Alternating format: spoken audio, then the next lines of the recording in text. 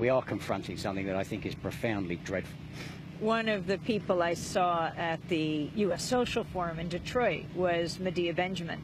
Medea Benjamin and one of her co-activists at CODEPINK attempted to come into Canada the day before yesterday. Ty Berry and Medea Benjamin. Medea describes what happened.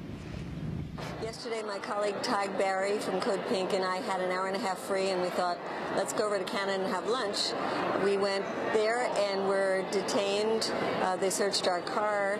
They held me for questioning for about 4 hours and asked me everything about the social forum and what I was doing and what conferences I was taking part in. They asked if I was coming for the G20 summit. They even asked me who I voted for president.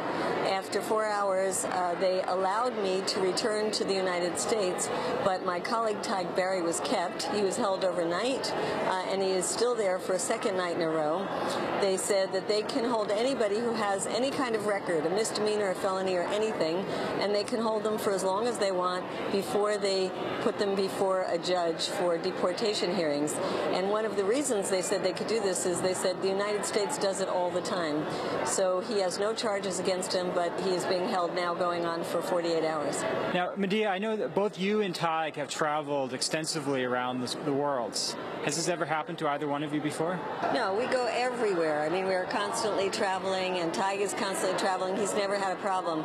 The issue with Canada is it's the only country that shares the criminal database with the United States. So it has a record of everything that is in the criminal records here in the U.S. computer system.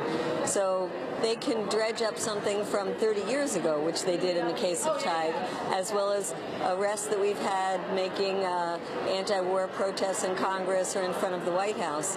And it's very dangerous because this information sharing is starting with Canada and is supposed to then be extended to other countries that the U.S. has special relationships with, like Mexico.